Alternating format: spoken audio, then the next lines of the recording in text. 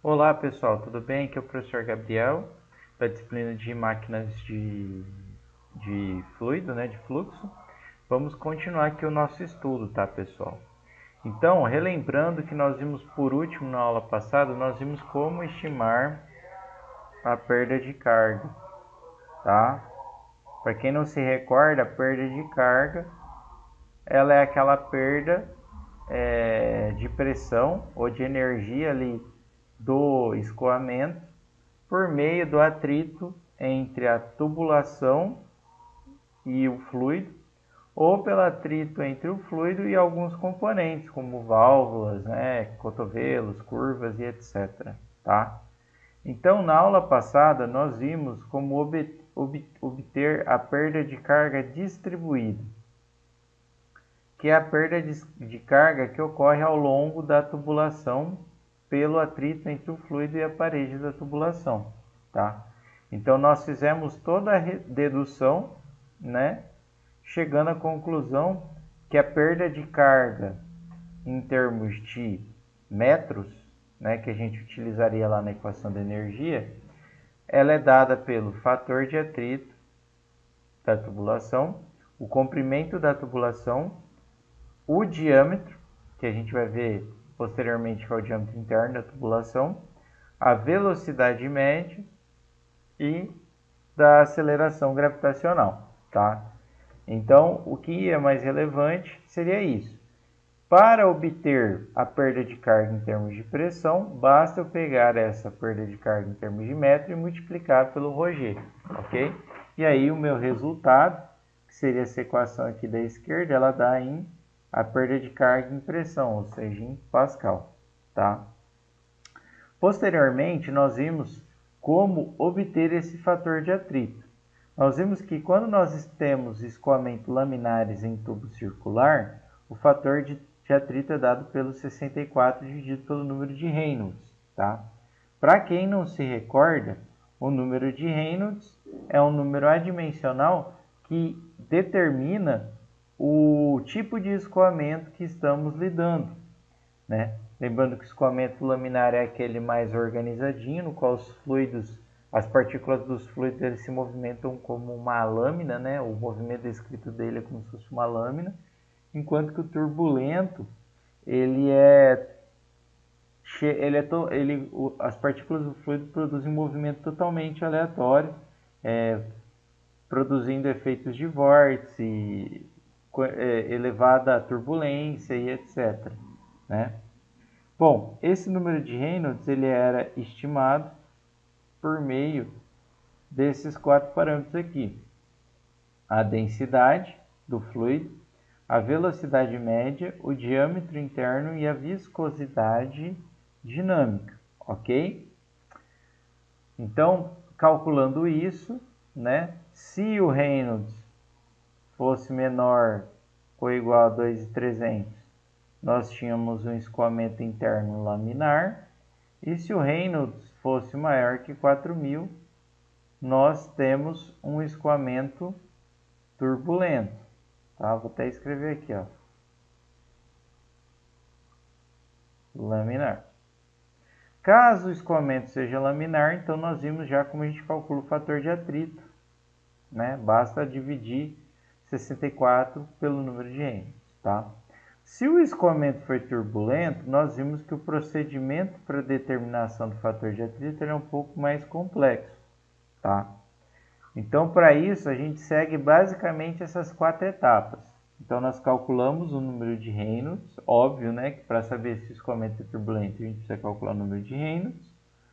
Com isso, nós também determinamos a rugosidade relativa, que é dada pela rugosidade ali do material, dividido pelo diâmetro interno. Lembrando que existem rugosidades aí, padrões para diversos tipos de material. Tá? Eu coloquei lá uma tabela no material lá de vocês. Tá? Vejo que, por exemplo, ó, aço inoxidável, fala para adotar 0,002. Se eu tenho o tubo, por exemplo, esse de PVC que é de plástico, ele fala para considerar como zero, que é o tubo liso, que é esse smooth pipe aqui que está no gráfico do diagrama de Moody. E beleza, então com a rugosidade relativa, com a rugosidade do tubo, que a gente obtém por meio das tabelas, a gente calcula a rugosidade relativa, dividindo pelo diâmetro interno da tubulação. E aí, baseado nisso, nós, por meio do diagrama de Moody, né, nós obtemos o fator de atrito, que é o parâmetro que se encontra aqui no eixo Y. Tá? Então, para isso, a gente correlaciona aqui o número de Reynolds para cada linha de rugosidade relativa, onde nós temos o encontro do número de Reynolds com as linhas de rugosidade relativa, nós verificamos o valor aqui em Y, ou seja, do F do fator de atrito. Tá? Bom, pessoal, como eu comentei, o diâmetro empregado nesses cálculos aí são sempre o diâmetro interno da tubulação. Por quê? Porque é ali que o fluido está em contato com o tubo. Tá? Aqui, pessoal, eu coloquei também uma tabela para vocês no final do material, tá? No qual nós temos diâmetros padronizados aqui, seriam para tubos de aço, tá, pessoal? Eu tenho o diâmetro padronizado aqui de acordo com a medida, tá? Então, vocês vão ver aqui o meia polegada, 1/4, 1/8, né? Ó. Lembrando que seria 1 polegada, aqui seria meia polegada, né? Aqui seria, né, 2 polegadas. Então, veja, o diâmetro nominal ele não bate com o diâmetro interno, tá? Veja que ele é um pouquinho maior, tá bom? Caso tenha plástico ou algo do tipo, pessoal, normalmente o fabricante ali do material, ou às vezes até em outras bibliografias, vocês conseguem obter informações acerca disso, tá bom? Beleza? Então, vamos continuar agora com o conteúdo, tá, pessoal? Então, a gente viu como a gente calcula o fator de atrito utilizando o diagrama de Moody, tá? O que acontece? Existem outras formas da gente achar o fator de atrito sem ser pelo diagrama de Moody. Uma dessas formas é por meio da equação de Colebrook-White, tá? Que é dada por essa expressãozinha aqui que vocês estão vendo. Tá? Veja que, basicamente, continua sendo em função daqueles parâmetros que nós já vimos, que é o que? A rugosidade relativa e o número de Reynolds. Problema, pessoal. O problema é que, como vocês podem verificar aqui nessa expressão, o fator de atrito a gente não consegue isolar, tá? O fator de atrito para estimar o valor dele. Por quê? Porque aqui a gente tem um logaritmo, né? Tem raiz. Então, não é possível isolar o fator de atrito, tá? Então, ela é uma equação que a gente fala que ela é explícita, tudo bem? Então, para a gente achar o fator de atrito no meio dessa equação, a gente tem que chutar o fator de atrito, calcular essa expressão aqui, quanto que daria, verifica se o lado da esquerda dá igual ao da direita. Caso não, ou, né, perdão, pessoal, deixa eu corrigir um negócio aqui no slide. Rapidinho. Se eu jogar o log para o outro lado, ele fica positivo, né? Então, ó, se eu somar os dois e der zero, né? Porque quando eu passo aqui para o outro lado fica 1 sobre raiz de f mais 2 log igual a zero. Se isso der zero, significa que o fator de atrito que eu chutei, ele tá adequado, tá correto.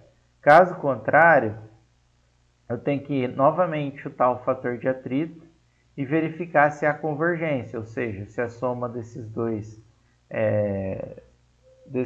termos aqui ela é nula, tá? Ah, mas como assim chutar aleatoriamente? Não é chutar aleatoriamente, pessoal. Vocês vão ver que conforme você aumenta o fator de atrito, se tiver divergindo, ou seja, ficando mais longe de zero resultado, significa que você precisa diminuir, tá? E o mesmo vale para o oposto. Se você diminuindo o fator de atrito, a igualdade está dando muito maior que zero, ou está aumentando muito, não está se afastando do zero, significa que você tem que aumentar, tá? Qual que é a dica que eu dou, pessoal? Sempre comece a enxutar por um fator de atrito intermediário aqui, ó, do diagrama de Moody, por exemplo, 0,02, tá vendo? Ele está mais ou menos no meio da tabela, tá?